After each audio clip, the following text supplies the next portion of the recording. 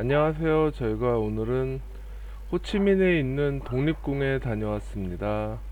과거 프랑스 식민지였던 베트남은 디엠비엠프 전투에서 프랑스에게 승리해서 독립을 하게 되었는데, 제네바 협정 결과에 따라서 나라가 남북으로 분단돼서 북쪽은 공산주의 정부, 남쪽은 민주주의 정부가 들어서게 되었습니다. 지금 화면에 보이는 게 매표소인데, 독립궁하고 역사 전시관까지 보는 게 65,000동이고 독립궁만 보는 거는 40,000동, 그리고 이제 가이드가 딸리면 35만동, 그리고 이제 그 오디오로만 설명을 들을 수 있는 건 90,000동 이렇게 되는데요. 저희는 뭐가 뭔지 몰라서 독립궁하고 역사 전시관까지 같이 되어 있는 표를 샀는데, 역사 전시관은 굳이 안 가봐도 될 것 같아요. 만약에 오시는 분이 계신다 그러면. 독립궁의 원형은 노로돔 궁전이라고 하는데, 프랑스 식민지 시절에 프랑스 총독을 위해서 지어진 건물입니다. 1868년에 짓기 시작해서 1873년에 완공이 되었는데요. 우리나라에도 이거하고 비슷한 역사가 있는 건물이 있었죠. 조선 총독부가 있었는데, 그거하고 태생은 일단 같은 건물이라고 보시면 될 것 같아요. 1975년 4월 30일 북베트남의 탱크 2대가 대통령궁 정문을 부수고 들어오면서 남베트남 정부가 함락이 되었는데요. 지금 전시되어 있는 이 탱크가 당시에 정문을 부수고 들어온 탱크라고 합니다. 노르동 궁전은 1962년 대통령을 암살하려 하는 쿠데타 세력에 의해서 폭격을 맞았는데요. 그 피해가 너무 커서 건물을 다시 복원하지 못하고 아예 싹 밀어버리고 새로 건물을 지었다고 합니다. 1962년부터 1966년까지 베트남 초대 대통령 응오딘 지엔 대통령에 의해서 건물 공사를 했는데, 막상 이 대통령궁 건설을 추진한 응오딘 지엔 대통령은 결국 1963년에 쿠데타 세력에게 잡혀서 사형에 처해지고, 군부 쿠데타 세력이었던 응우엔 반 티유가 2대 대통령으로 되면서 이 건물을 사용하게 되었습니다. 어떻게 보면 초대 대통령인 응오딘 지엠 대통령 입장에서 봤을 때는 죽 써서 개준 꼴이라고 할 수 있겠네요. Where the president meeting with the American advisor. 영상에 보이는 방은 베트남전 당시 대통령이 미군들하고 회의를 하던 방이라고 하네요. 여기는 당시 대통령의 집무실입니다.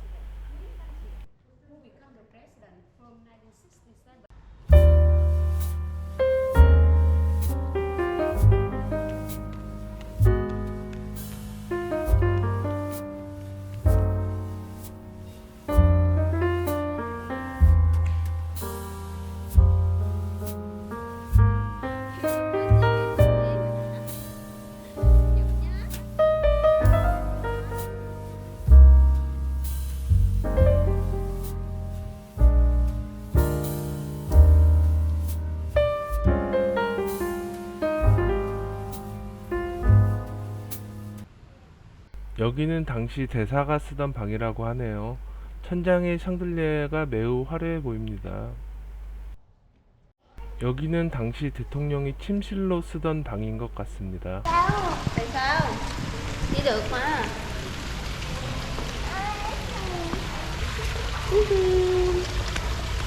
Kiếm Linh mà. Gina, chơi với chị.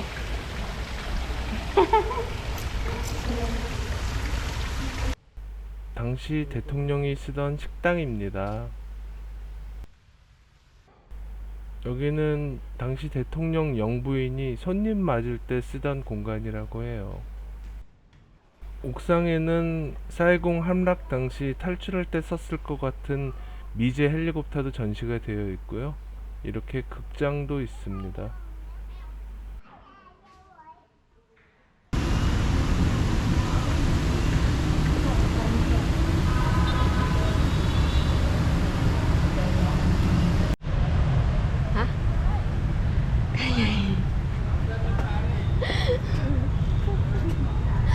Không.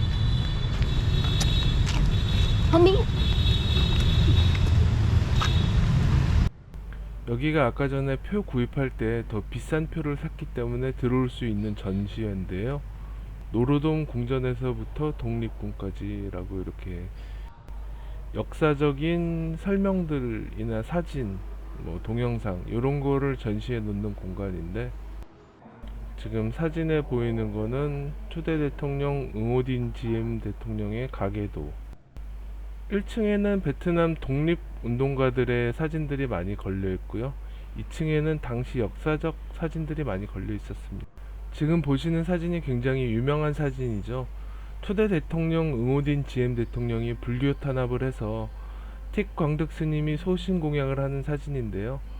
결국 이 사건으로 인해서 쿠데타가 발발하고 응오딘 지엠 대통령 같은 경우는 쿠데타 세력에게 사형되는 결과까지 나왔다고 저는 그렇게 생각합니다.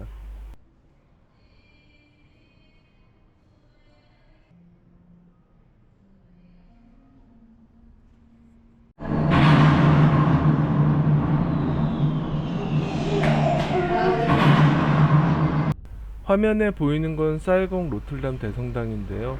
프랑스 식민지 시절이었던 1880년에 완공되었고, 당시 프랑스에서 직접 공수해온 벽돌을 사용해서 건설한 것으로 유명합니다.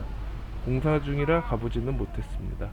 자, 이제 영상에 보시는 게 사이공 중앙 우체국인데요. 여기도 마찬가지로 1891년에 프랑스의 식민지 시절에 완공이 되었고, 여기 같은 경우는 에펠탑으로 유명한 귀스타브 에펠이 철골 설계를 디자인한 것으로 유명한 곳입니다.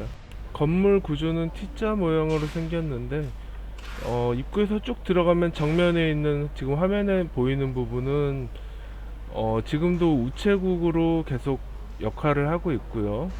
T자의 양쪽 날개라고 할 수 있는 부분에서는 지금 화면에 보이시는 이런 기념품들을 팔고 있는데, 베트남 전역 어딜 가나 구할 수 있는 다 똑같은 물건들이라 물건에 그다지 뭐 여기서 기념품을 살만한 거리는 없었던 것 같아요.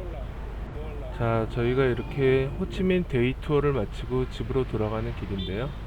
원래는 호치민에서 좀 더 다양한 거를 많이 찍어서 보여드리고 싶었는데 저희 일정이 허락하지 않아서 비자가 만기가 다 됐습니다.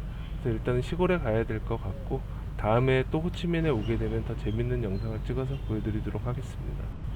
여기는 유나 엄마가 처녀 시절 자주 와서 먹던 단골 음식점이라고 하는데요.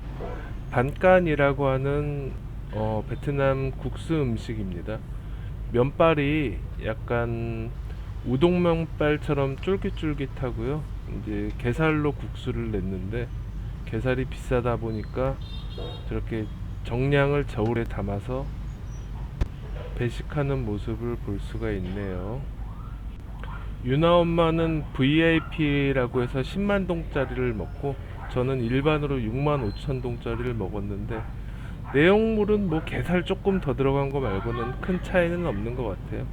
뭐 게살이 비싸서 워낙 또 게살 이렇게 막 푸짐하게 들어가는 것도 아니고 맛은 있었습니다.